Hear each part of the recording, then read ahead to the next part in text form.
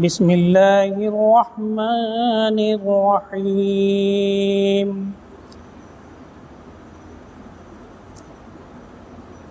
قال يا بني لا تقصص رؤياك على إخوتك فيكيدوا لك كيدا إن الشيطان للإنسان عدو مبين وكذلك يجتبيك ربك ويعلمك من تأويل الأحاديث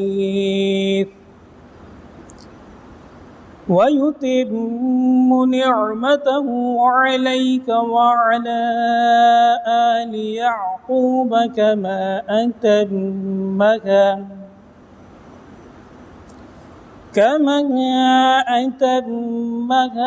على أبويك من قبل إبراهيم وإسحاق إن ربك عليم حكيم صدق الله العظيم.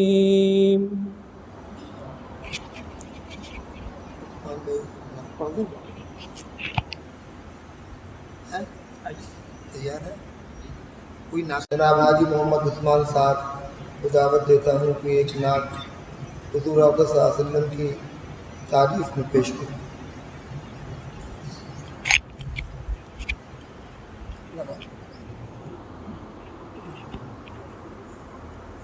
نعت پاک پیش ہے.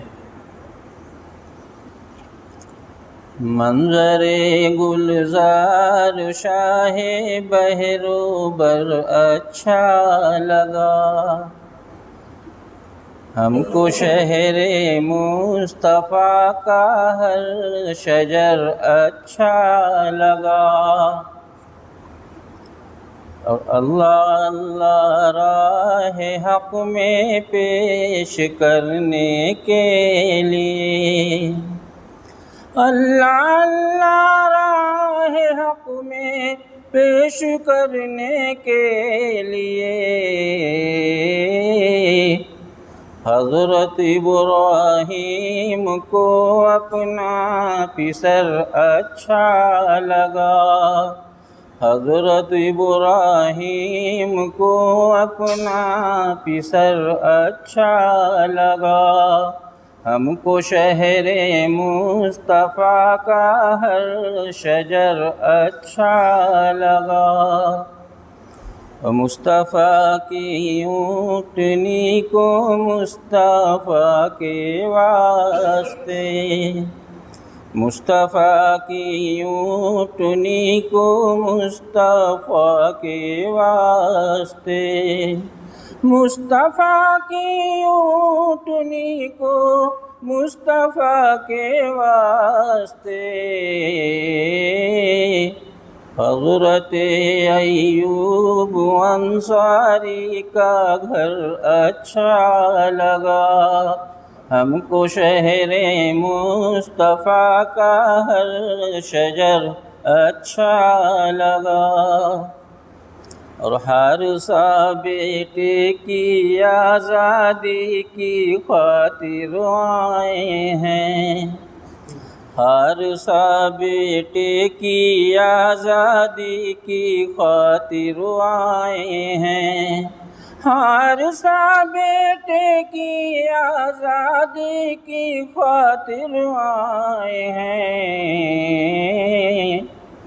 زید کو لیکن غلامی کا ثمر اچھا لگا، زید کو لیکن غلامی کا ثمر اچھا لگا، جذبہ صدیق اکبر کہے اٹھائے جھوم کر، جذبہ صدیق اکبر کہے اٹھائے جھوم کر، جذبہ صدیق اکبر کہیں اٹھائے جھوم کر،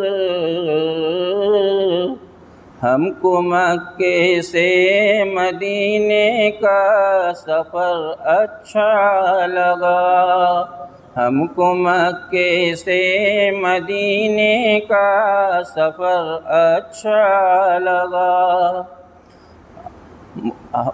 ہم کو شہر مصطفیٰ کا ہر شجر اچھا لگا، اور اہل باطل کے لیے وہ دور پرآشوب تھا، اہل باطل کے لیے وہ دور پرآشوب تھا، حق پرستوں کو مگر دور عمر اچھا لگا، حق پرستوں کو مگر دور عمر اچھا لگا، راہ حق میں جو لٹایا حضرت عثمان نے، راہ حق میں جو لٹایا حضرت عثمان نے، خالق کونین کو مال و زر اچھا لگا، خالق کونین کو مال و زر اچھا لگا، ہم کو شہر مصطفیٰ اور فتح خیبر کے لیے حیدر نے پایا ہے علم، فتح خیبر کے لیے حیدر نے پایا ہے علم، مصطفیٰ کا انتخاب معتبر اچھا لگا، ہم کو شہر مصطفیٰ کا ہر شجر اچھا لگا۔ السلام علیکم۔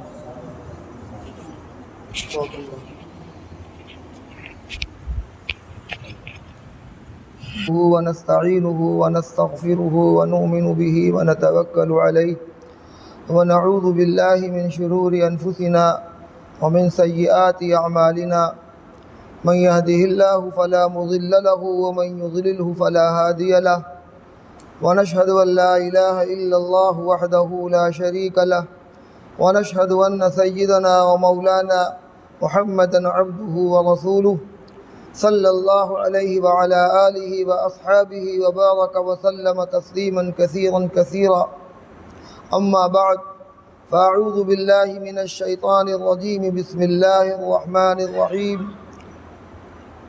لقد كان لكم في رسول الله أسوة حسنة لمن كان يرجو الله واليوم الآخر وذكر الله كثيرا، وقال الله تعالى يا أيها النبي إنا أرسلناك شاهدا ومبشرا ونذيرا وداعيا إلى الله بإذنه وسراجا منيرا۔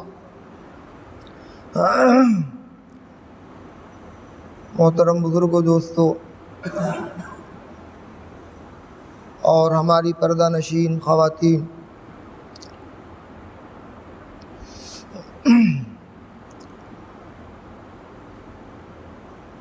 آج ہم لوگ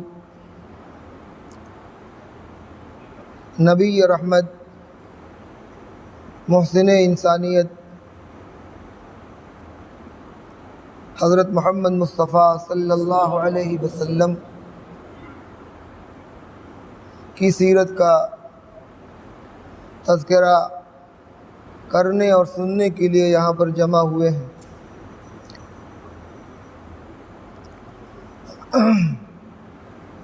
یقیناً اس کائنات میں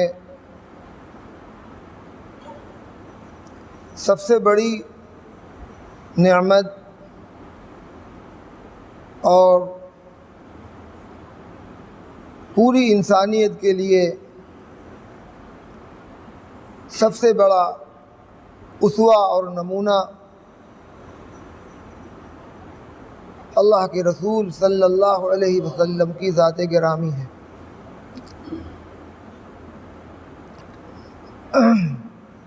ہمارے اس محلے کی مسجد کا ایک نیا پروگرام ہے، ایک نئی پیش رفت ہے، ایک نیا قدم ہے۔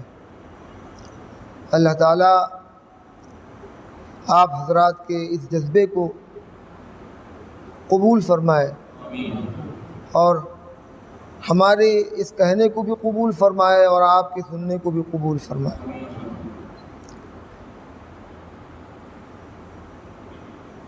میرا بڑا دل چاہا کرتا تھا کہ ہر سال ربیع الاول کا موقع آتا تھا، میں تڑپ کر رہ جاتا تھا، اللہ کی توفیق نہیں تھی۔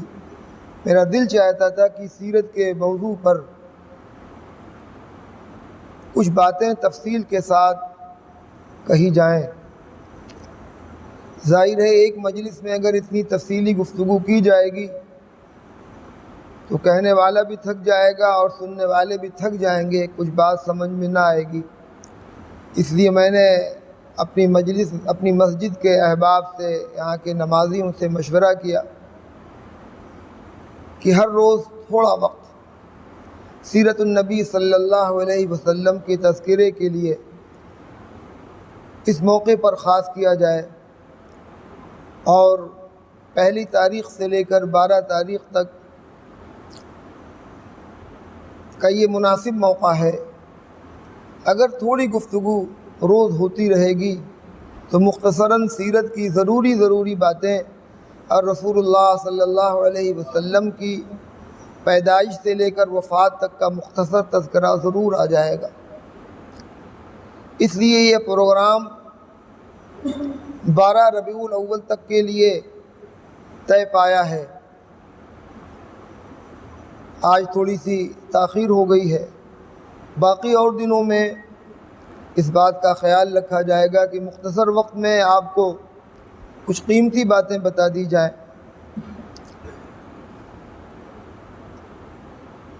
رسول اللہ صلی اللہ علیہ وسلم کی سیرت کے 2 حصے ہیں۔ ایک حصہ وہ ہے جو نبوت سے پہلے کا ہے، اور ایک حصہ وہ ہے جو نبوت کے بعد سے لے کر آپ کی وفات تک کا ہے۔ ان دونوں کا مختصر تذکرہ انشاءاللہ آپ کے سامنے کیا جائے گا۔ اس ذکر سے پہلے، قبل اس کے کہ میں رسول اللہ صلی اللہ علیہ وسلم کی پیدائش پر آ جاؤں، اس سے پہلے ان حضرات کا بھی تذکرہ ضروری ہے جو آپ کے آباء و اجداد ہیں، جو آپ کے اہل خاندان ہیں، جن سے آپ کا سلسلہ نسب چلا۔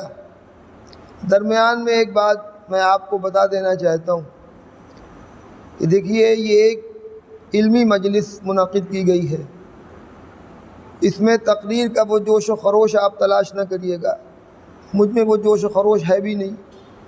آہستہ آہستہ میں کچھ علمی باتیں آپ کے گوش گزار کروں گا۔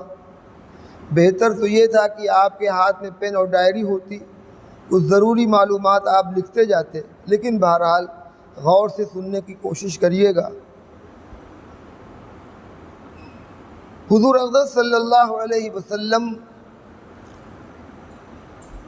کے آباء و اجداد کا تذکرہ بھی ضروری ہے۔ آپ حضرت ابراہیم علیہ السلام کی اولادوں میں ہیں،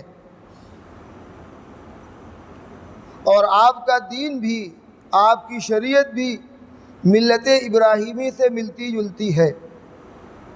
خود اللہ تعالیٰ ارشاد فرماتا ہے، سنت ابیکم ابراہیم هو سماکم المسلمین۔ اے نبی، آپ اپنے باپ ابراہیم کی ملت پر ہیں، اور هو سماکم المسلمین، انہوں نے تمہارا نام مسلمان رکھا۔ اس طرح ہم اپنے کو مسلمان کہتے ہیں، ویسے ہی حضرت ابراہیم علیہ السلام نے بھی اپنی امت کو امت مسلمہ کہا۔ تو یہ بات بالاتفاق ہے اور مسلم ہے کہ آپ حضرت ابراہیم علیہ السلام کی اولادوں میں ہیں۔ حضرت ابراہیم علیہ السلام نے 3 نکاح فرمائے تھے۔ پہلا نکاح حضرت سارہ علیہ السلام سے ہوا، جن کے بطن سے حضرت اسحاق علیہ السلام پیدا ہوئے۔ دوسرا نکاح حضرت حاجرہ علیہ السلام سے ہوا، جب آپ ملک عراق سے ہجرت کر کے ملک شام کی طرف جا رہے تھے، جب آپ کے وطنی بھائیوں نے آپ کو اپنے ملک میں رہنے نہ دیا اور خود آپ کا گھر اور آپ کا خاندان آپ کا دشمن بن گیا اور آپ کو نار نمرود میں ڈالا گیا، اس دہکتی ہوئی آگ میں ڈالا گیا جس میں سے اللہ نے بحفاظت آپ کو بچا لیا، تو آپ مجبور ہو کر اپنا وطن چھوڑ کر ملک شام کی طرف ہجرت کر رہے ہیں۔ راستے میں مصر سے گزر ہو رہا ہے، وہاں کا بادشاہ بدطینت تھا، اس کی نیت خراب تھی، جب وہ کسی کی عورت کو دیکھتا تو اس پر قبضہ کر لیتا، اس کے ساتھ اپنا منہ کالا کرتا۔ حضرت ابراہیم علیہ السلام 3 لوگ تھے، وہ تھے ان کے بھتیجے حضرت لوط علیہ السلام تھے، ان کی بیوی حضرت سارہ علیہ السلام تھی۔ جب ملک مصر سے گزرنے لگے تو بادشاہ کو اس کی اطلاع دی گئی کہ ایک چھوٹا سا قافلہ جا رہا ہے جس میں ایک حسین و جمیل عورت بھی ہے۔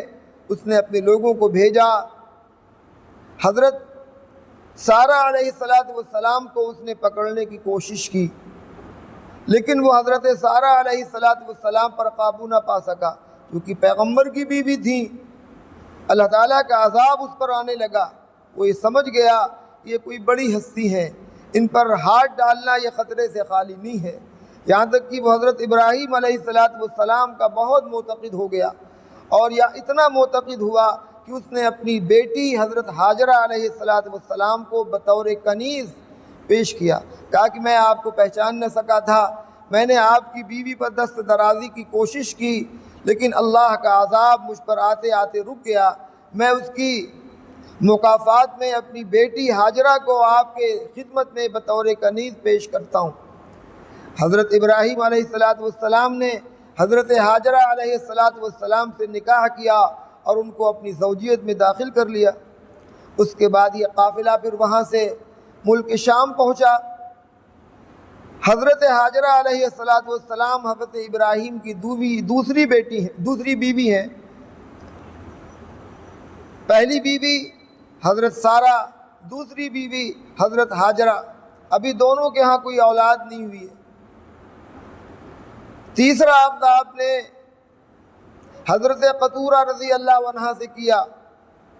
حضرت قطورہ رضی اللہ عنہ سے ایک اولاد پیدا ہوئی جن کا نام مدین تھا۔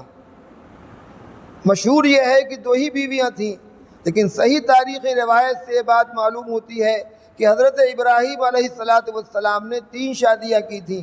تیسری بیوی حضرت قطورہ سے مدین پیدا ہوئے، جہاں پر وہ آباد ہوئے جا کر اس پورے علاقے کا نام ہی مدین ہو گیا۔ حضرت شعیب علیہ السلام جو اللہ کے برگزیدہ پیغمبر اور نبی ہیں، اسی علاقے کی طرف وہ مبعوث کیے گئے۔ کچھ دنوں کے بعد حضرت حاجرہ علیہ السلام سے حضرت اسماعیل علیہ السلام کی پیدائش ہوتی ہے۔ چونکہ حضرت ابراہیم علیہ السلام کی پوری زندگی اول تاخیر امتحان و آزمائش تھی، اس لیے اللہ تعالیٰ نے ایک امتحان کے بعد دوسرا امتحان ان پر ڈالا۔ نار نمرود سے بچ کر وہ اپنا وطن چھوڑ کر ملک شام میں آ کر بسے تھے، لیکن اللہ تعالیٰ کو اپنے اس نبی کو بڑے مقامات عطا فرمانے تھے اور بڑے کام لینے تھے، اس لیے دوسری آزمائش ان پر یہ ڈالی گئی۔ ان کو حکم ہوا کہ اپنے اس شیرخوار بچے کو، اپنے اس معصوم بچے کو اس کی ماں کے ساتھ اپنے سے جدا کر دو۔ چنانچہ وہ لے کر حضرت حاجرہ علیہ السلام کو، شیرخوار بچے حضرت اسماعیل کو اور خود یہ لے کر وہاں سے چلتے ہیں۔ حضرت جبریل علیہ السلام ساتھ میں ہیں۔ جب کوئی سرسبز و شاداب مقام آتا ہے تو حضرت ابراہیم علیہ السلام پوچھتے ہیں کہ یہیں رکنا ہے؟ تو وہ کہتے ہیں نہیں، یہاں نہیں رکنا ہے، یہاں تک کہ بڑھتے رہے یہاں تک کہ اس مقام پر پہنچے جہاں پر کہ کعبے کی تعمیر ہونی تھی، جہاں پر مکے کی آبادی بسنی تھی۔ اس وقت وہاں پر پہاڑوں کے سوا کچھ نہ تھا، ایک لقدق جنگل تھا، پہاڑ تھے، سائے نام کی کوئی چیز نہ تھی۔ حضرت جبریل علیہ السلام نے فرمایا اے اللہ کے خلیل، آپ اپنی بیوی حضرت ہاجرہ کو اور اپنے اس شیرخوار معصوم بچے کو یہیں پر ٹھہرا دیجئے۔ چنانچہ اللہ کے خلیل نے اللہ کا حکم پاتے ہی اپنے اس معصوم شیرخوار بچے کو اور اپنی اس بیوی کو اس لقدق جنگل میں، اس پہاڑوں کے درمیان وہاں پر ٹھہرا دیا جہاں پر مکے کی آبادی بسنی تھی، جہاں پر کہ زمزم کا کنواں نکلنا تھا، جہاں پر کہ کعبے کی تعمیر ہونی تھی۔ اس جگہ پر آباد کر دیا، اس جگہ پر بسا دیا اور واپس جانے لگے۔ بہت تفصیل میں نہیں جاؤں گا ورنہ بات یہیں پر ختم ہو جائے گی اور وقت ہو جائے گا۔ حضرت ابراہیم علیہ السلام جب جانے لگے اپنے اس معصوم بچے کو چھوڑ کر اور اپنی اس بیوی کو تنہا چھوڑ کر، تو بیوی اپنے شوہر نامدار کو آواز دیتی ہیں، ارے آپ ہمیں یہاں چھوڑ کر کہاں جا رہے ہیں؟ کہاں جا رہے ہیں؟ کوئی جواب نہیں دیا، چلتے چلے جا رہے ہیں۔ پھر دوبارہ آواز دی، اے میرے شوہر نامدار، اپنی اس بیوی کو چھوڑ کر اور اپنے اس معصوم بچے کو تنہا چھوڑ کر کہاں چلے جا رہے ہیں؟ تب بھی مڑ کر گھومنا مناسب، مڑ کر دیکھنا مناسب نہیں سمجھا اور کوئی جواب دینا مناسب نہیں سمجھا۔ جب سہبارہ یہ بات کہی، حضرت ہاجرہ نے کیا خدا کا حکم ہے؟ کیا خدا کے حکم سے مجھے یہاں پر آپ چھوڑ رہے ہیں؟ تب ہاتھ سے اشارہ کیا کہ ہاں۔ اس کے بعد ظاہر ہے اس وقت ایک اس ہستی پر جس کو اللہ نے بڑھاپے کی عمر میں اولاد بخشی ہے، جو بڑے ناز و نعم کے ہیں، جو بڑی امیدوں کے ہیں، اس بچے کو چھوڑ کر اور اپنی اس بیوی کو تنہا چھوڑ کر وہاں پر جا رہے ہیں جن کی حفاظت خدا ہی کرے گا۔ ظاہر ہے اس وقت دل پر کیا گزری ہوگی جب بیوی بچوں سے جدا ہو گئے، جب پہاڑوں سے بیوی بچے ڈھک گئے اور نہ دکھنے لگے، تو رک کر پھر انہوں نے اپنے بیوی بچوں کے لیے اور اس سے ہونے والی ذریت اور اولادوں کے لیے دعا کی۔ اللہ تعالیٰ نے اس کے ایک ایک لفظ کو، اس کے ایک ایک حرف کو قبول کیا اور قرآن میں اس کو جگہ دی۔ رب انی اسکنت من ذریتی بواد غیر ذی زرع عند بیتک المحرم ربنا لیقیموا الصلاة فاجعل افئدة من الناس تہوی الیہم وارزقہم من الثمرات لعلہم یشکرون۔ یہ حضرت ابراہیم علیہ السلام کی دعا ہے جن کو اللہ تعالیٰ نے قرآن کی شکل میں قرآن مجید میں جگہ دی۔ انہوں نے دعا کی، اے میرے رب، میں نے اپنی اس بیوی کو، اپنے اس بچے کو غیر آباد جگہ پر لا کر آباد کر دیا، جہاں پر نہ کوئی پیڑ ہے، نہ کوئی پودا ہے، نہ جہاں پر کوئی سایہ ہے، نہ جہاں پر کوئی پھل فروٹ ہے، نہ جہاں پر کوئی انسانی آبادی ہے، بلکہ یہاں پر تو کوئی چرند و پرند بھی نہیں ہے۔ میں نے یہاں پر آپ کے نام پر اپنے اس معصوم شیرخوار بچے کو، اپنی اس بیوی کو ہم نے لا کر یہاں پر آباد کر دیا۔ عند بیتک المحرم، اے میرے رب، آپ کے محترم گھر کے پاس۔ کعبہ بھی تو وہیں پر تھا، کعبے کی بنیاد اٹھا لی گئی تھی، کعبہ تھا، اس کی تعمیر حضرت نوح علیہ السلام کے زمانے میں جب طوفان آیا تھا تو وہ تعمیر اٹھا لی گئی تھی۔ تمام انبیاء کرام تشریف لاتے تھے اور اس کی بنیادوں کا طواف کرتے تھے۔ حضرت ابراہیم علیہ السلام کی دعائیں اللہ تعالیٰ نے قبول کی اور آگے انہوں نے کیا کہا، اے میرے رب، میری ذریت کو، میری اولادوں کو پھل کا رزق عطا فرما۔ ایک ایک دعا کا ایک ایک حرف اللہ تعالیٰ نے ایسا قبول کیا کہ اس کا مشاہدہ قیامت تک ہوتا رہے گا۔ میری ذریت کو، اے میرے رب، پھل کا رزق عطا فرما اور لوگوں کے قلوب کو ان کی طرف مائل کر دے۔ دیکھ رہے ہیں اللہ کا گھر وہاں پر بسایا گیا اور کعبۃ اللہ کے اندر جو مقناطیسیت ہے، جو جاذبیت ہے کہ پوری دنیا کا مسلمان کھنچتا چلا جا رہا ہے، اس طرح وہاں پر وہ چھوڑ کر اپنے اس معصوم بچے کو اور اپنی بیوی کو چھوڑ کر چلے آتے ہیں۔ اللہ تعالیٰ کی حفاظت کا معاملہ ہے، تفصیلات ہیں۔ حضرت ہاجرہ علیہ السلام، دن تو گزر گیا، رات آتی ہے، رات کا وقت ہے، کوئی نہیں، تنہا ہے، بچہ ہے گود میں اور خود ہے۔ جو کچھ تھوڑا موڑا پانی کا انتظام تھا، کھانے پینے کی چیزیں تھیں، وہ رفتہ رفتہ ختم ہو گئیں، یہاں تک کہ پانی بالکل ختم ہو گیا۔ اور جب دھوپ کی شدت ہوئی تو بچہ پیاس سے تڑپنے لگا۔ حضرت ہاجرہ علیہ السلام سے اپنے بچے کی وہ تڑپن دیکھی نہ گئی، پانی کی تلاش میں دوڑتی ہیں، صفا و مروہ کی پہاڑی پر چلتی ہیں۔ اللہ تعالیٰ نے اس برگزیدہ بندی کی ایک ایک حرکت کو قیامت تک کے آنے والے مسلمانوں کے لیے سنت اور واجب قرار دے دیا۔ وہ پانی کی تلاش میں صفا و مروہ پر جاتی ہیں، جب بچہ نظر نہیں آتا تو دوڑ رہی ہیں۔ آج بھی حجاج جب صفا و مروہ کی سعی کرتے ہیں تو میلین اخضرین پر دوڑتے ہیں۔ عورتیں اپنی رفتار سے چلتی ہیں اور مرد حضرات تھوڑا دوڑ کر چلتے ہیں۔ وہ کس کی سنت ہے؟ حضرت ہاجرہ علیہ السلام کی۔ بہرحال اس دوڑ دھوپ کے درمیان جب 7 چکر لگائے تو اللہ تعالیٰ نے پھر وہ زمزم کا چشمہ جاری کیا۔ زمزم کا چشمہ جاری ہوا۔ زمزم تو نام حضرت ہاجرہ نے رکھا تھا۔ جب لوٹ کر آتی ہیں تو دیکھا کہ حضرت اسماعیل علیہ السلام جہاں پر اپنی ایڑیاں پیاس کی شدت کی وجہ سے رگڑ رہے تھے، وہاں پر جبریل امین موجود ہیں، اور وہ اپنا پر وہاں پر مار دیا انہوں نے، جس کی وجہ سے زمین پھٹی اور اس ریتیلی زمین سے چشمہ جاری ہو گیا۔ آئیں تو پانی کا منظر دیکھنے کے بعد خوشی کی انتہا نہ رہی اور اس پانی کو روکنے کی کوشش کر رہی ہیں، لیکن وہ پانی بہتا چلا جا رہا ہے، یہاں تک کہ ان کی زبان سے نکلا زمزم۔ زمزم کے معنی ٹھہر جا، پانی رک گیا اپنی جگہ پر۔ اللہ تعالیٰ نے وہاں پر زمزم کا چشمہ جاری کیا۔ حضرت اسماعیل، اب دیکھیے حضرت ابراہیم علیہ السلام کی اولادوں میں خاندان بڑھتے چلے جا رہے ہیں۔ حضرت اسماعیل علیہ السلام یہاں آ گئے جہاں پر کعبۃ اللہ کی تعمیر ہونی ہے، جہاں پر مکے کی آبادی بسنی ہے، وہاں پر چلے آتے ہیں۔ اور حضرت ابراہیم علیہ السلام کی دوسری اولاد حضرت اسحاق علیہ السلام ملک شام ہی میں ٹھہر جاتے ہیں۔ ان کی ذریت میں اور ان کی اولادوں میں بے شمار انبیاء علیہ السلام آئے۔ حضرت مدین میں چلے گئے، وہاں پر جا کر بس گئے۔ تو اب آئیے آپ حضرت اسماعیل علیہ السلام کی طرف، اور ان دونوں خاندانوں سے ہمیں مطلب نہیں، اس کی تفصیل میں جانے سے ہمیں مطلب نہیں، ہم صرف یہ ذکر کرنا چاہیں گے کہ اللہ کے نبی حضرت محمد مصطفیٰ صلی اللہ علیہ وسلم کس خاندان سے ہیں؟ خاندان بنو اسماعیل سے ہیں۔ یہ آپ کے آباء و اجداد کا تذکرہ ہے۔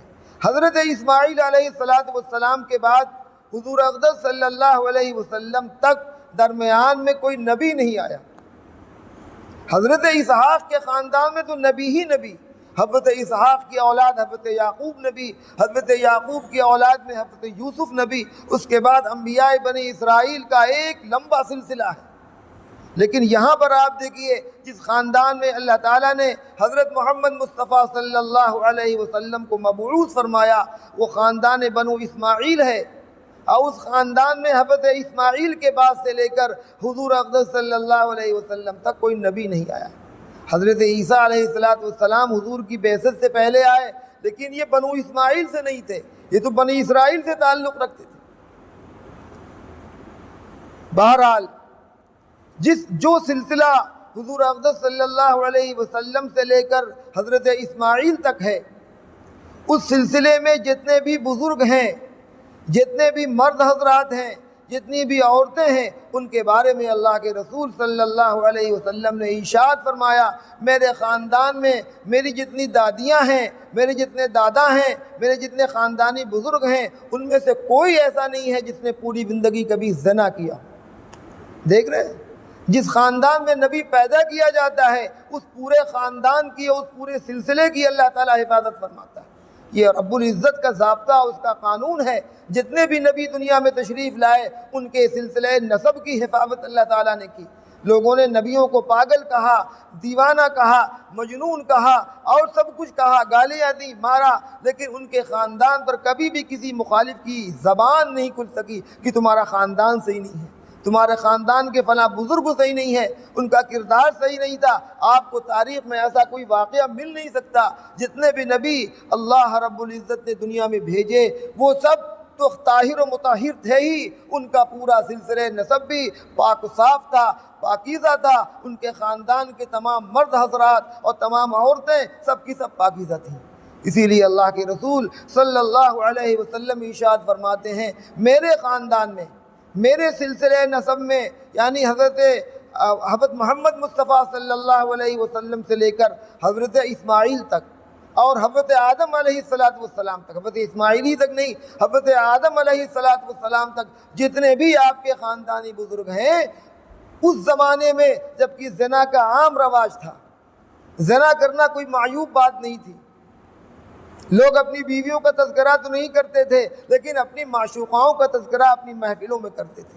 بیویوں کا تذکرہ معیوب سمجھا جاتا تھا کہ بیوی پرست ہے، لیکن معشوقوں کا تذکرہ معیوب نہیں سمجھا جاتا تھا۔ یہ وہ ماحول تھا، اس ماحول میں اللہ کے رسول صلی اللہ علیہ وسلم کے اہل خاندان کی اللہ تعالیٰ نے کیسے حفاظت فرمائی کہ آپ خود ارشاد حدیث میں فرماتے ہیں کہ میرے خاندان میں کسی نے کبھی کوئی زنا نہیں کیا، سارے سب کے سب نکاح سے تھے، پاکیزہ نسب تھا۔ آپ کا ددیالی خاندان اور آپ کا ننیالی خاندان، آپ کی شادی بھی مکے میں ہوتی ہے اور آپ کا ننیال بھی مکے کے اندر ہے۔ حضرت آمنہ بنو زہرہ سے تعلق رکھتی تھیں اور بنو زہرہ کا خاندان مکے کا افضل ترین اور اشرف ترین اور اعلیٰ و اشرف خاندان تھا۔ تو آپ نے ارشاد فرمایا میرا ننیالی خاندان بھی اور میرا ددیالی خاندان بھی سب محفوظ ہے۔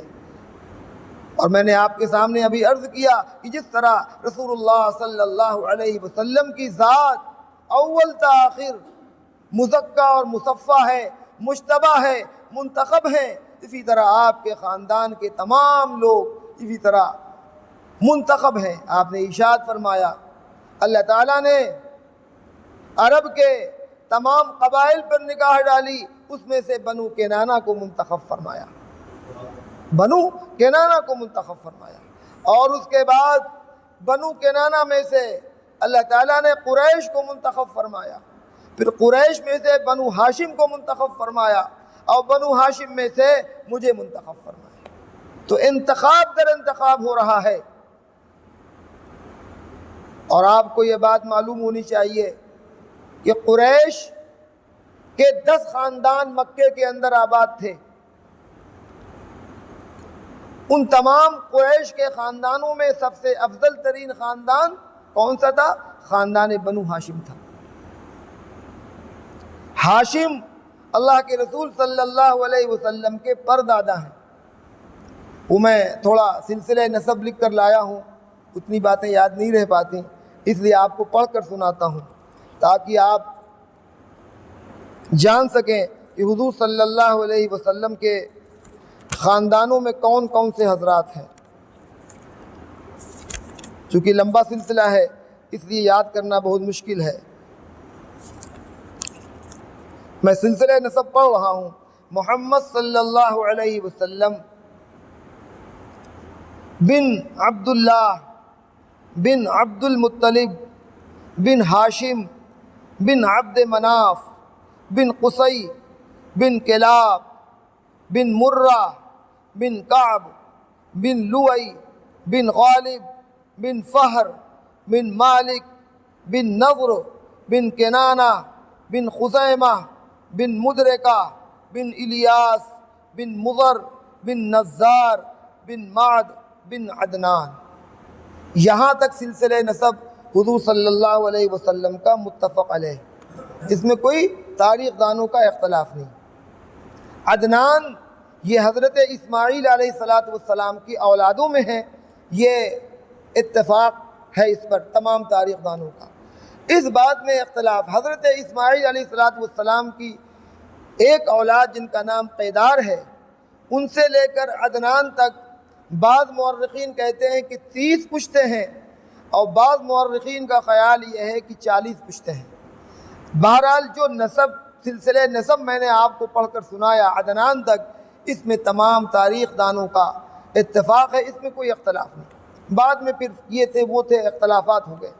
بہرحال حضور صلی اللہ علیہ وسلم کے بزرگوں میں، آپ کے خاندان کے آباء و اجداد میں بڑی بڑی ہستیاں گزری ہیں، اور یہ تاریخ کا عجب اتفاق ہے کہ آپ کے خاندانی بزرگ ہمیشہ اپنی قوم کے سردار اور رہنما رہے ہیں۔ جن حضرات کا میں نے آپ کے سامنے نام پڑھا وہ سب اللہ پاک کی طرف سے نوازے گئے تھے، ان سب کی پیشانیوں میں نور نبوت چمکتا تھا۔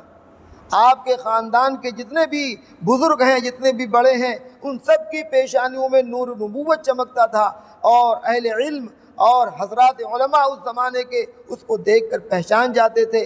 آپ کے خاندان کے بہت سے بزرگ ایسے تھے جن کی لوگ دست بوسی کرتے تھے، جن کی خصوصی عزت ہوتی تھی، اس لیے کہ اہل علم دیکھ کر سمجھ جاتے تھے کہ ان کی پیشانی پر نور نبوت چمک رہا ہے، اور ان کے سلسلے سے سلسلہ در سلسلہ یہ نور نبوت منتقل ہوتا جا رہا ہے، یہاں تک کہ حضرت عبداللہ سے لے کر حضرت آمنہ تک پہنچا۔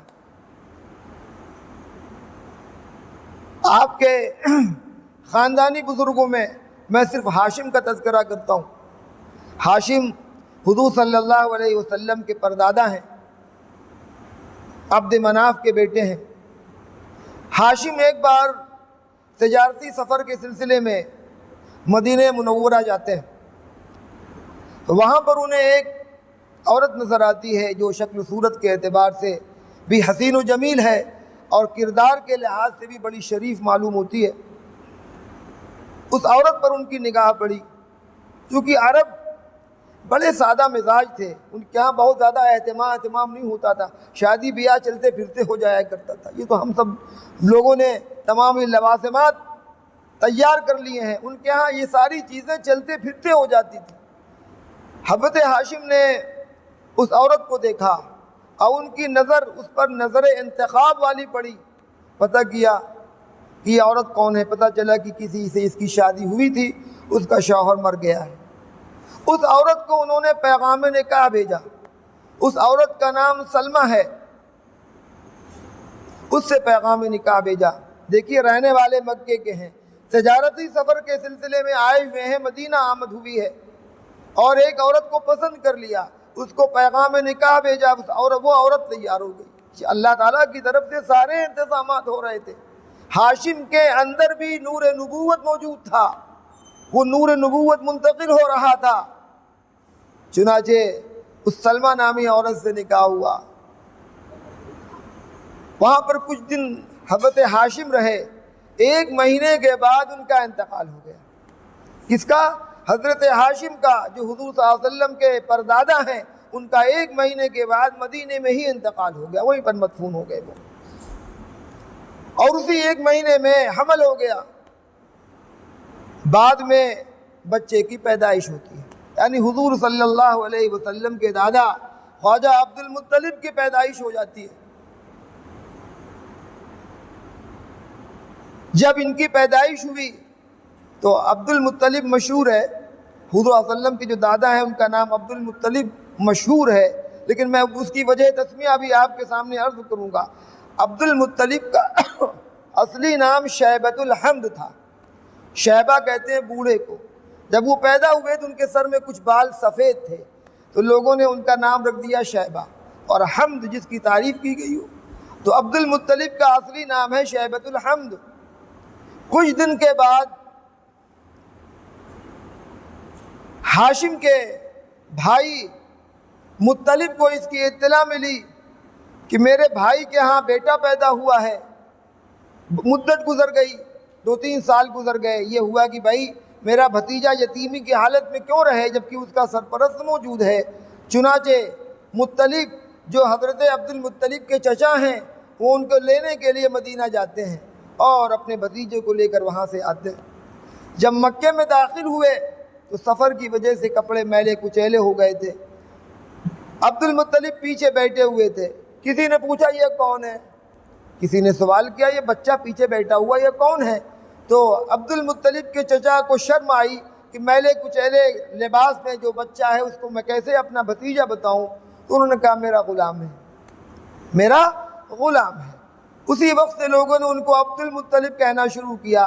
بعد میں پھر گھر لے گئے، نہلا دھلا کر اچھے کپڑے پہنائے، پھر بتایا، لوگوں سے تعارف کرایا کہ یہ میرا بھائی ہاشم جو تھا اس کی یہ اولاد ہے، ان کو میں مدینے سے لے کر آیا ہوں۔ بہرحال لوگ پھر وہ نام بھول گئے، شیبۃ الحمد نام بھول گئے اور ان کو عبد المطلب سے پکارا جانے لگا۔ جیسے جیسے حضور اقدس صلی اللہ علیہ وسلم کی پیدائش کا زمانہ قریب آ رہا ہے، ویسے ویسے ان کے خاندان کے بزرگوں میں وہ نور نبوت چمکنا، اس کی چمک زیادہ ہوتی جا رہی ہے۔ عبد المطلب کو اللہ تعالیٰ کی طرف سے جو حسن و جمال، جو وجاہت، جو وقار، جو عزت دی گئی تھی، اس کی وجہ سے بالاتفاق پورے مکے کے وہ سردار تھے، قریش کے تمام قبیلوں کے وہ سردار تھے، اور لوگ ان کے سامنے بولنے کی ہمت نہیں کرتے تھے۔ ایسا نہیں تھا کہ وہ کسی پہ سختی کرتے تھے، لیکن اللہ تعالیٰ نے ان کو جو روب اور جو دبدبہ عطا فرمایا تھا، جو وقار اور جو عزت عطا فرمائی تھی، اس کی وجہ سے پورے مکے میں ان کی عزت ہوتی تھی اور ان کو سردار بنا دیا گیا تھا۔ عبد المطلب، خواجہ عبد المطلب جو حضور صلی اللہ علیہ وسلم کے دادا ہیں، ان کی بڑی خصوصیات ہیں۔ ان تمام تفصیلات کو چھوڑ کر میں ایک تاریخی واقعہ آپ کے سامنے ذکر کرتا ہوں۔ جب حضرت اسماعیل علیہ السلام وہاں آباد ہوئے اور جوان ہو گئے تو کچھ دنوں کے بعد، چھوٹے ہی تھے کہ کچھ دنوں کے بعد ایک قافلہ جو یمن سے چلتا پھرتا وہاں پر قحط آیا ہوا تھا، وہاں سے چلتا پھرتا معاش کی روزی کی تلاش میں نکلا ہوا تھا، جب اس علاقے میں آیا جہاں پر حضرت حاجرہ علیہ السلام اپنے بچے کو لے کر رہ رہی تھی، تو اس نے یہاں پر پانی دیکھا، اور پانی کا مسئلہ بہت اہم تھا عرب کے اس علاقے میں، تو اس قافلے نے وہاں پر رکنے کی اجازت چاہی۔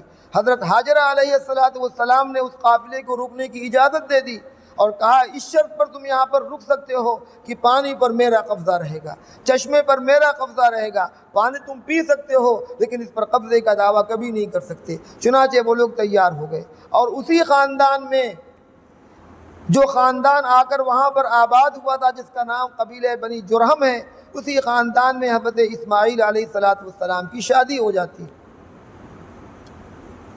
کچھ دنوں کے بعد جب ان کی اولادیں ہوئیں تو حضرت اسماعیل کے خاندان میں اور قبیلہ بنو جرہم میں آپس میں لڑائی جھگڑا ہو گیا۔ ان کی عزت تھی، ان کا احترام تھا، اور وہ باہر کے آئے ہوئے لوگ تھے، لیکن جب لڑائی جھگڑا ہوا تو قبیلہ بنو جرہم کے لوگ غالب آ گئے اور ان کو مار پیٹ کر بھگا دیا۔ یہ لوگ باہر چلے گئے، مکے کے ارد گرد جا کر پہاڑوں کے کنارے آباد ہو گئے، یہ پورے طور پر پانی پر بھی قابض ہو گئے۔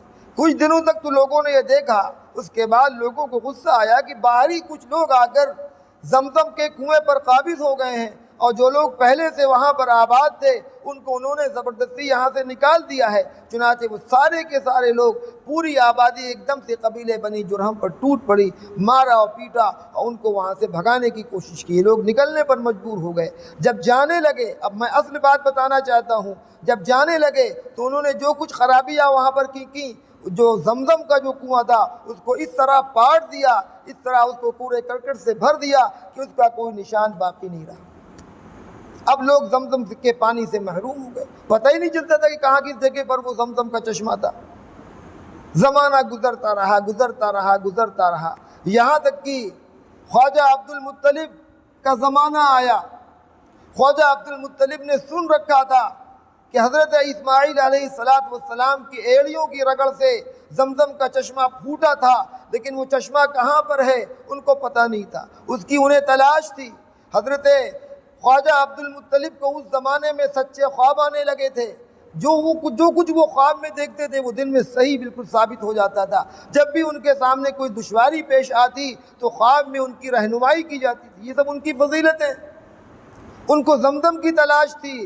ایک دن انہوں نے خواب میں دیکھا لیٹے ہوئے ہیں، خواب میں دیکھا حتیم میں سو رہے ہیں، دیکھا ایک شخص آیا اور اس نے ان کو جگایا اور کہا احفر برہ کھودو۔ تو انہوں نے کہا وما برہ کیا چیز ہے؟ تو وہ شخص غائب ہو گیا، خواب سے آنکھ کھل گئی۔ ابھی بہت پریشان کہ کیا کھودنے کے لیے کہا گیا۔ کچھ دنوں کے بعد پھر خواب آیا اور خواب میں وہی شخص نظر آیا، اس نے کہا احفر مضمونہ کھودو۔ تو انہوں نے کہا مضمونہ کیا چیز ہے؟ پھر وہ شخص غائب ہو گیا خواب سے۔ اب ان کی بےتابی، ان کی بے چینی کی انتہا نہیں ہے کہ کیا چیز کھودنے کے لیے کہی جا رہی ہے، برہ کیا ہے، مضمونہ کیا ہے۔ کچھ زمانہ گزرا، پھر وہی شخص نظر آیا اور اس نے کہا احفر طیبہ، طیبہ کھولو، طیبہ کے معنی پاکیزہ، وہ پانی پاکیزہ تھا، اس کو کھودو۔ اب یہ پریشان ہے کہ وما طیبہ، یہ طیبہ ہے کہاں، کیا چیز ہے؟ وہ شخص پھر چلا گیا۔ چوتھی بار پھر خواب آیا، احفر زمزمہ، زمزم کھودو۔ تو نے کہا وما زمزمہ، زمزم کہاں ہے، کیا ہے زمزم؟ کہا کہ زمزم وہ چیز ہے جس کا پانی کبھی ٹوٹتا نہیں، جس کا کنواں کبھی سوکھتا نہیں، جو بے شمار حجاج کو سیراب کرتا ہے۔ اور اس جگہ کی رہنمائی کی گئی کہ جہاں زمزم تھا وہ پھٹا ہوا تھا۔ انہوں نے عرب کے لوگوں سے اس کا تذکرہ کیا کہ مجھے 4 بار خواب آ چکا ہے اور خواب میں زمزم کی رہنمائی کی گئی ہے۔ چونکہ عرب کے لوگ زمزم کا نام سن رہے تھے، واقف تھے اس کی تاریخ سے، اس لیے وہ سب بھی پریشان تھے۔ حضرت خواجہ عبد المطلب نے زمزم کے کھودنے کا ارادہ کیا، کیونکہ خواب میں ان کو جگہ کی بھی نشاندہی کرائی گئی تھی، اس لیے وہ اس جگہ پر جانا چاہ رہے تھے، لیکن کسی نے ان کا ساتھ نہیں دیا۔ سب نے ان کا مذاق اڑایا، ہنسی اڑائی، دیکھ رہے بڈھے پاگل ہو گئے، کوئی نہیں ان کے ساتھ۔ انہوں نے اپنے بڑے بیٹے حارث کو ساتھ لیا، کدال پھاوڑا لیا اور تنہا چل پڑے۔ کہا کہ میں تنہا کھودوں گا زمزم کو، اس لیے کہ اللہ کی طرف سے میری رہنمائی کی جا رہی ہے، میں کھودوں گا، میں باز نہیں آؤں گا۔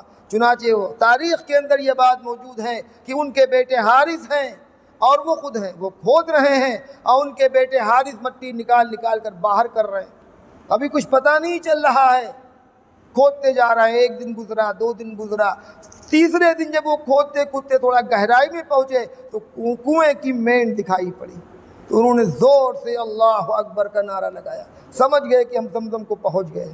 جس بات کی طرف خواب میں رہنمائی کی گئی تھی، جس زمزم کے کھودنے کا حکم دیا گیا تھا، میں وہاں تک پہنچ گیا۔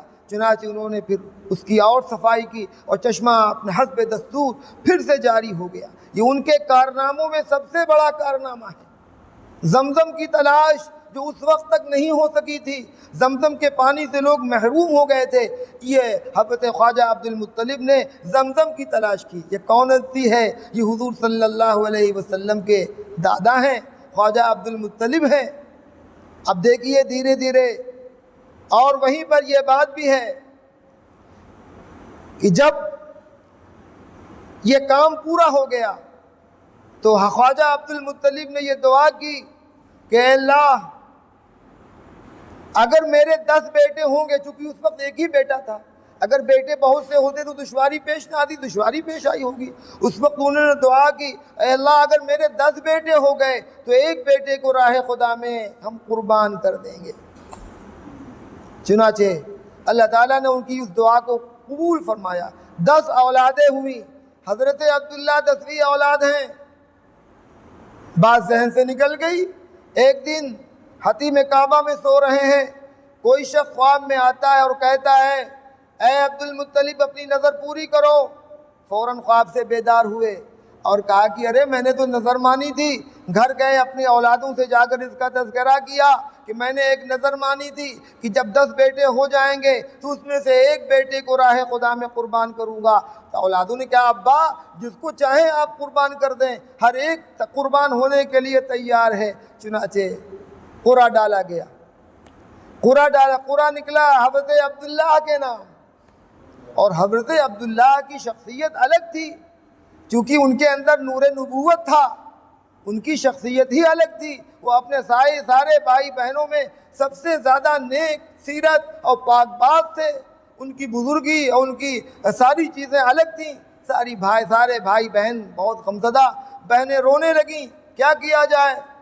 تو ان کی حضرت عبد المطلب کی ایک بیٹی نے کہا کہ ابا یہ بھی تو ہو سکتا ہے کہ عبداللہ کے جگہ پر اونٹوں کو ذبح کر دیا جائے۔ عرب میں دستور تھا اولاد کی جگہ پر فدیے کے طور پر اونٹوں کو ذبح کر دیا جائے، اور ایک آدمی کی دیت 10 اونٹ تھے۔ چنانچہ قرعہ پھر ڈالا گیا، 10 اونٹ پر رکھ کر قرعہ ڈالا گیا، پھر حضرت عبداللہ کے نام قرعہ نکلا، پھر 20 اونٹ پر قرعہ ڈالا گیا، تب بھی حضرت عبداللہ کے نام۔ اسی طرح قرعہ پڑتا رہا، بار بار حضرت عبداللہ کا نام نکل رہا ہے۔ جب 10ویں بار قرعہ ڈالا گیا جس میں 100 اونٹوں کی قربانی تھی، اس وقت قرعہ اونٹوں کے نام نکلا۔ سب نے سجدہ شکر ادا کیا، اور حضرت عبداللہ کے بدلے حضرت خواجہ عبد المطلب نے 100 اونٹ قربان کیے۔ جب اس کام سے فراغت ہو گئی، دھیرے دھیرے میں وہاں تک پہنچ رہا ہوں، جب اس کام سے فراغت ہو گئی تو حضرت عبد المطلب کو اپنے بیٹے عبداللہ کی شادی کا خیال آیا۔ مورخین کہتے ہیں کہ اس وقت حضرت عبداللہ کی عمر 16 یا 17 یا 18 سال تھی۔ چنانچہ شادی کے لیے رشتے کی تلاش ہوئی۔ میں نے ابھی عرض کیا کہ مکے ہی کا ایک خاندان ہے، خاندان بنی زہرہ، یہ بھی اپنے اعتبار سے بہت معزز خاندان ہے۔ اس خاندان کی ایک خاتون ہے حضرت آمنہ، جو اپنے چچا کی زیر تربیت تھی، ان کے بھی باپ نہیں تھے، اپنے چچا کی زیر تربیت تھی۔ اسی خاندان کی لڑکی سے حضرت عبداللہ کی شادی ہو جاتی ہے۔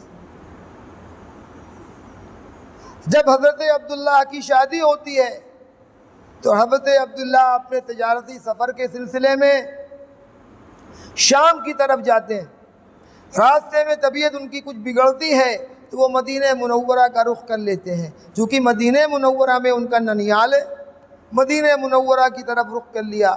جب وہ قافلہ جو ساتھ میں گیا تھا جب واپس آیا تو خواجہ عبد المطلب نے اس قافلے سے پوچھا کہ میرے بیٹے عبداللہ کہاں ہیں، وہ کیوں نہیں آئے؟ تو لوگوں نے کہا کہ ان کی طبیعت ناساز ہو گئی تھی، اس لیے وہ شام سے مدینہ کی طرف چلے گئے ہیں۔ بہرحال اسی اثنا میں جبکہ وہ مدینہ کے اندر موجود تھے، 1 مہینے کے بعد ان کا انتقال ہو جاتا ہے۔ 1 مہینے کے بعد ان کا انتقال ہو جاتا ہے، وہی مدینہ میں ہی ان کی تدفین ہو جاتی ہے۔ یہ عجب اتفاق ہے کہ حضرت عبداللہ کی بھی قبر مدینہ میں، اور حضور صلی اللہ علیہ وسلم کے پردادا ہاشم کی بھی قبر مدینہ کے اندر۔ یہ حضرات وہی مدفون ہو رہے ہیں۔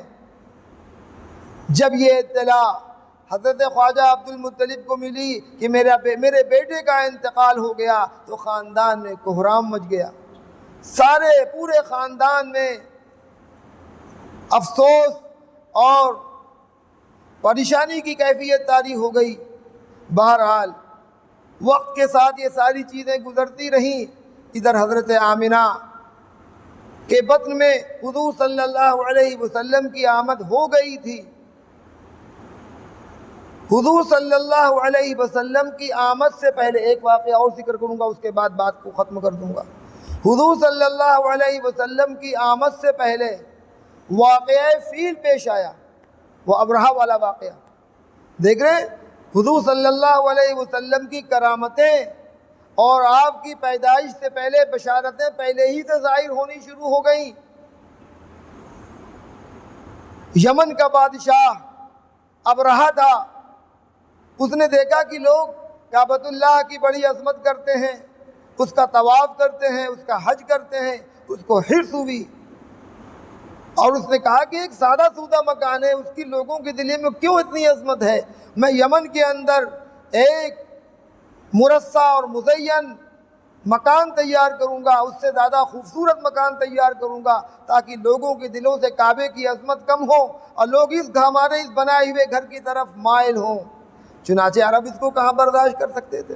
عرب کو یہ بات بہت خراب لگی کہ کعبے کے مقابلے میں گھر بنایا جا رہا ہے۔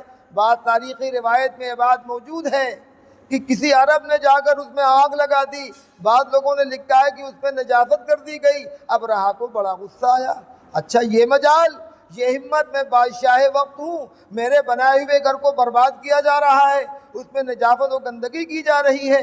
چنانچہ اس نے کعبے کو ڈھانے کا عزم کیا کہ کعبے کو بالکل ختم کر دیا جائے۔ چنانچہ وہ فوج لے کر اور ہاتھیوں کو لے کر خود ہاتھیوں پر سوار ہو کر آیا۔ عرب مکے والے ہاتھیوں سے ناواقف تھے، ان کے ہاں لڑائیوں میں گھوڑے چلتے تھے، ہاتھی کا استعمال ان کے ہاں نہیں تھا۔ وہ ہاتھیوں کو لے کر آیا، مکے کی آبادی سے باہر وہ ٹھہرا۔ خواجہ عبد المطلب کو اس کی اطلاع ملی کہ ابرہہ نامی بادشاہ کعبے کو ڈھانے کے لیے آ رہا ہے۔ انہوں نے لوگوں سے کہا کہ تم گھبراؤ نہیں، یہ جس کا گھر ہے وہ خود اس کی حفاظت کر لے گا، لہذا پریشان ہونے کی کوئی ضرورت نہیں، فی الحال تم مکے کی آبادی کو خالی کر دو، پہاڑوں کی طرف چلے جاؤ۔ چنانچہ ابرہہ آ گیا، مکے کی آبادی سے باہر ٹھہرا، وہاں پر مکے والوں کے اونٹ چر رہے تھے، اور اس میں خواجہ عبد المطلب کے بھی 200 اونٹ تھے، وہ سب چر رہے تھے، چراگاہ تھی، اس نے سارے اونٹوں کو پکڑوا لیا۔ جب خواجہ عبد المطلب کو اس کی اطلاع ملی کہ میرے اونٹ ابرہہ نے پکڑ لیے ہیں اور بھی مکے والوں کے اونٹ پکڑ لیے ہیں، تو وہ کچھ شرفائے مکہ کو لے کر ابرہہ کے پاس گئے۔ حضرت خواجہ عبد المطلب کو اللہ تعالیٰ کی طرف سے ایسا روب و جلال دیا گیا تھا کہ بادشاہ بہت مروب ہوا، اتنا مروب ہوا کہ وہ اپنے تخت سے اتر گیا اور خواجہ عبد المطلب کے ساتھ زمین پر بیٹھا۔ یہ تو اس نے مناسب نہیں سمجھا کہ اپنے تخت پر بٹھائیں، لیکن وہ خود اتر کر زمین پر بیٹھ گیا اور بڑی عزت و احترام کا معاملہ کیا اور پوچھا کہ کیسے تشریف لانا ہوگا۔ خواجہ عبد المطلب نے کعبے سے کے متعلق کوئی بات نہیں کی کہ کعبے کو نہ ڈھائیے، یہ کچھ بھی نہیں کہا کہ میں اس لیے حاضر ہوا ہوں کہ میرے 200 اونٹ آپ نے پکڑ لیے ہیں اور مکے کے اور لوگوں کے اونٹ ہیں جن کو آپ نے پکڑ لیے ہیں، ان کو آپ چھوڑ دیجئے۔ تو اس نے کہا بڑے افسوس کی بات ہے کہ آپ ایک معمولی چیز کو لے کر، ایک معمولی درخواست لے کر میرے پاس آئے ہیں، میں تو سمجھ رہا تھا کہ آپ مجھ سے یہ کہیں گے کہ میں واپس چلا جاؤں اور کعبے کو نہ ڈھاؤں۔ تو انہوں نے کہا دیکھیے میں اپنے گھر کا مالک ہوں اور یہ جس کا گھر ہے وہ اس کا مالک ہے، وہ امید ہے کہ وہ اس کو روک لے گا۔ بات ختم ہو گئی، ابرہہ نے ان کے سارے اونٹ چھوڑ دیے، وہ اپنے اونٹوں کو لے کر واپس آئے اور اہل مکہ سے کہا کہ تم مکے کی آبادی کو خالی کر دو۔ وہ لوگ مکے سے باہر چلے گئے۔ ابرہہ اپنی فوج کو لے کر آگے بڑھتا ہے، لوگ خوف زدہ ہیں کہ آج کعبے کو ڈھا دیا جائے گا، اس کو شہید کر دیا جائے گا، لیکن یہاں پر اللہ رب العزت اپنی قدرت کا مظاہرہ کر رہے ہیں۔ یہ حضور صلی اللہ علیہ وسلم کی آمد کی بشارت ظاہر ہو رہی ہے، نصرت خداوندی کا ظہور ہو رہا ہے۔ ابرہہ کی فوج جیسے آگے بڑھی اور مکے کی حدود میں داخل ہوئی، تاریخ نے اس منظر کو اپنی آنکھوں سے دیکھا کہ سمندر کی طرف سے ایک خاص قسم کا پرندہ آ رہا ہے جس کے پنجوں میں بھی کنکریاں ہیں اور جس کے چونچ میں بھی کنکریاں ہیں۔ ایک مخصوص قسم کا پرندہ ہے جس کو قرآن نے ابابیل کہا، وہ پرندہ آ رہا ہے، اور آتے ہی اس کی فوج پر وہ پرندے وہ کنکریاں گرانے لگے اور وہ کنکریاں اس فوج پر عذاب بن کر گریں، بم بن کر گریں۔ روایات تاریخ میں موجود ہے کہ سر پر گرتی تھیں، پیچھے کی طرف سے نکلتی تھیں اور پورا جسم کھوکھلا کر دیتی تھیں، یہاں تک کہ پوری فوج تباہ و برباد ہو گئی۔ ابرہہ اپنے ہادی کو کعبے کی طرف لے جانا چاہ رہا ہے، لیکن وہ ہادی کسی بھی طرح کعبے کی طرف نہیں جا رہا ہے۔ دوسرے رخ پر تو چلنے کے لیے تیار ہے، لیکن کعبے کی طرف بڑھنے کے لیے تیار نہیں ہے۔ چنانچہ وہیں پر ساری کی ساری فوج تباہ ہو گئی۔ ابرہہ کے جس پر چیچک قسم کے ایک داغ نمودار ہوئے، جس کی وجہ سے اس کا پورا جسم سڑ گیا، گل گیا، وہ بھی تباہ و برباد ہو گیا۔ یہاں تک کہ جب سب ختم ہو گئے تو اللہ تعالیٰ نے ایک زوردار بارش کی جس کی وجہ سے وہ ساری لاشیں بہہ گئیں اور پورا مکہ صاف ہو گیا اور لوگ واپس چلے آئے۔ اس واقعے کو دیکھ کر لوگوں کے دلوں میں کعبے کی عظمت اور ہیبت اور بڑھ گئی کہ واقعی اللہ کا گھر ہے جس کی حفاظت پروردگار عالم نے خصوصی طور پر کی ہے۔ اس واقعے کے رونما ہونے کے بعد بعض روایت کے مطابق 50 دن کے بعد اور بعض روایت کے مطابق 56 دن کے بعد حضور اقدس صلی اللہ علیہ وسلم کی بعثت ہوئی۔ وہ تاریخ یاد کرنے کے قابل ہے۔ 20 اپریل 570 ہجری 570 عیسوی، 20 اپریل 570 عیسوی، اور تاریخ صحیح روایت کے مطابق 9 ربیع الاول، مشہور ہے 12 ربیع الاول، لیکن صحیح روایت یہ ہے کہ 9 ربیع الاول۔ بعض مورخین کہتے ہیں کہ 8 ربیع الاول کا موقع تھا۔ ہجری اس وقت تک تھی نہیں، اس لیے تاریخی ہے، اور عیسوی آ گئی تھی، اس لیے میں نے آپ کے سامنے وہ تاریخ، انگریزی تاریخ پوری ذکر کی۔ 20 اپریل 570 عیسوی اللہ کے رسول صلی اللہ علیہ وسلم کی آمد ہوئی۔ بات یہیں پر ختم کرتا ہوں۔ ایک چیز میں آپ کو اور بتا دینا چاہتا ہوں کہ کن کن عنوانات پر اس 12 روزہ مجلس میں بات ہوگی، تاکہ آپ تھوڑی تیاری کر کے آئیں. بہتر تو یہ ہے کہ سیرت کی کوئی کتاب آپ کو مل جائے, تھوڑا پڑھ کر آئے تو آپ کو اور مزہ آئے. دیکھیے آج پہلا دن تھا, حضور صلی اللہ علیہ وسلم کا شجرہ نسب, آپ کے آباء و اجداد کا تذکرہ مختصر کیا گیا.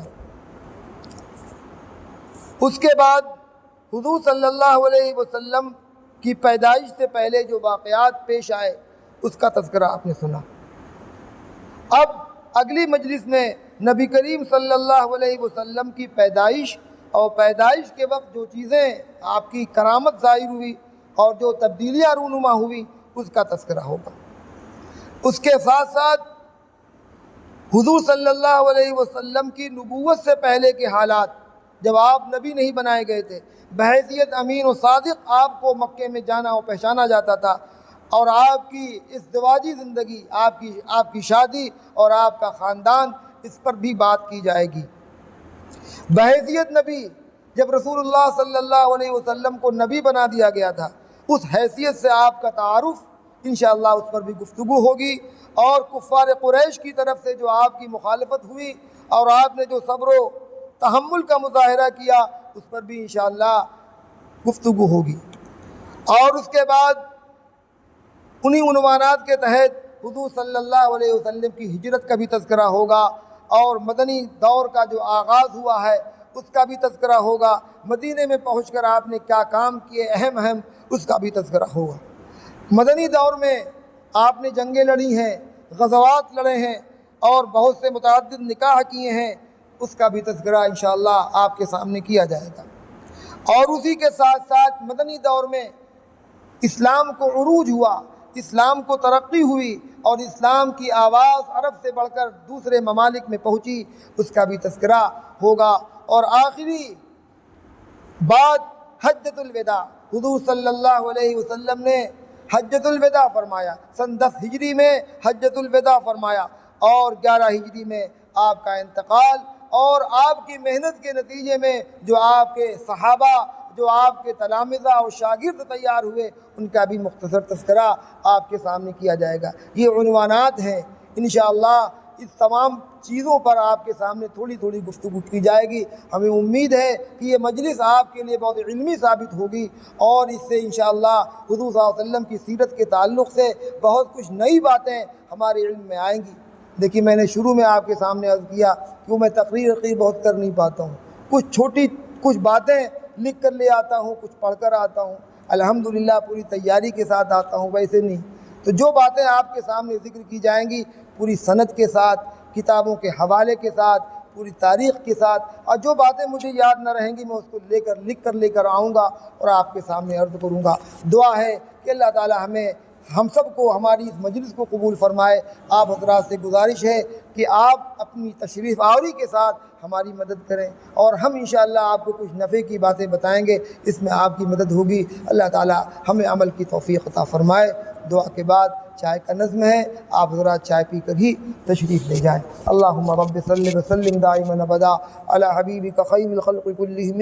ربنا آتنا فی الدنیا حسنہ وفی الآخرۃ حسنہ وقنا عذاب النار. ربنا ظلمنا انفسنا وان لم تغفر لنا وترحمنا لنکونن من الخاسرین. اے اللہ ہماری اس مجلس کو, ہماری اس چھوٹی سی مجلس کو جو سیرت النبی صلی اللہ علیہ وسلم کے عنوان سے اے اللہ سجائی اور سنواری گئی ہے, اے اللہ جس میں آپ کے نبی کا اور آپ کے نبی کے اہل خاندان کا تذکرہ ہے, اے اللہ اسے قبول فرما, اے اللہ اسے قبول فرما. نبی کی سچی محبت ہمیں عطا فرما, آپ کی سیرت و کردار کا اتباع ہمیں نصیب فرما. اے اللہ اپنے کرم سے, اپنے فضل سے سامعین کو قبول فرما, حاضرین مجلس کو قبول فرما, بیماروں کو شفا نصیب فرما, پریشانوں کی پریشانیوں کو دور فرما, مرحومین امت کی مغفرت فرما. ہمارے نسیم بھائی اس وقت بہت علیل چل رہے ہیں, اے اللہ ان کے ساتھ عافیت کا, رحمت کا معاملہ فرما. ربنا تقبل منا انک انت السمیع العلیم وتب علینا انک انت التواب الرحیم. وصلی اللہ تعالی علی خیر خلقہ سیدنا محمد وآلہ واصحابہ اجمعین برحمتک یا ارحم الراحمین.